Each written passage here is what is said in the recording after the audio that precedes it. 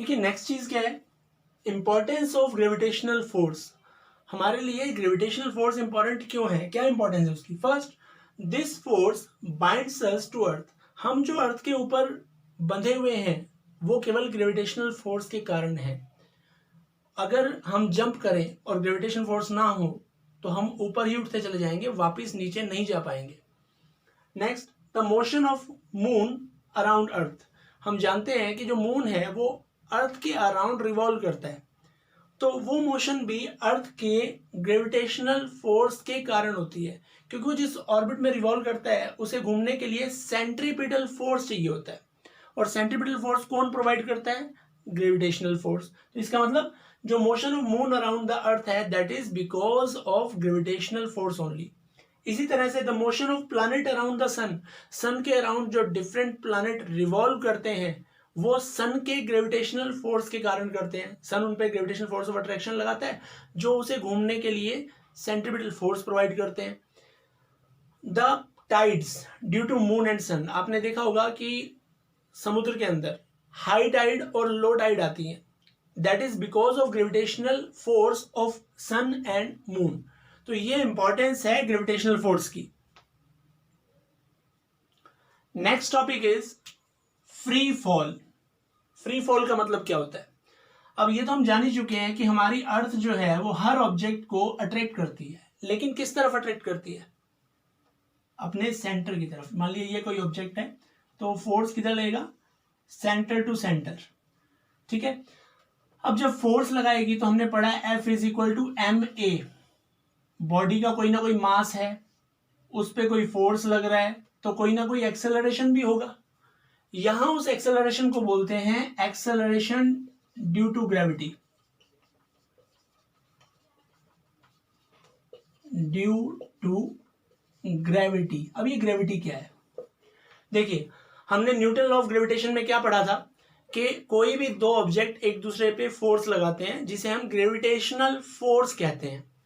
और अगर उन बॉडी में से एक बॉडी अर्थ हो जाए, मान लीजिए इसका मास m है, इस बॉडी का मास स्मॉल m है, तो इनके बीच में फोर्स लगेगा F is equal to G capital M small m by जितनी ये दूरी है, मान लीजिए दूरी r है तो r स्क्वायर।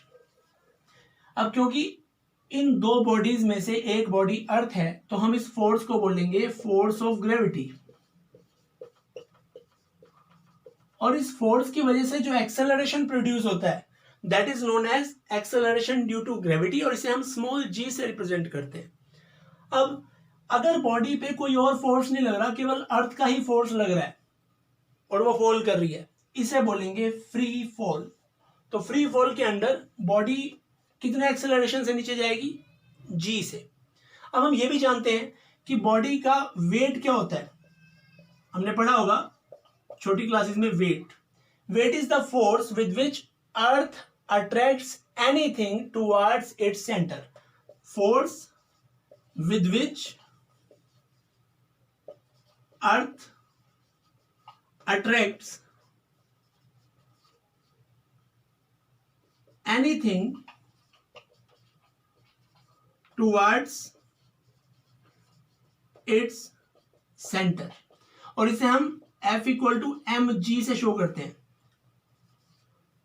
इसको इक्वेशन नंबर 2 डाल देते हैं, इसको इक्वेशन नंबर 1 डाल देते हैं। अब ये भी वो फोर्स है जो अर्थ इस बॉडी पे लगा रही है, ये भी वही फोर्स है जो अर्थ इस बॉडी पे लगा रही है। तो from 1 and 2 what we have, m g is equal to G capital M small m by r square. Let's recollect, what is this small m? It is the mass of this small object. What is this capital M? It is the mass of earth. And what is this small r?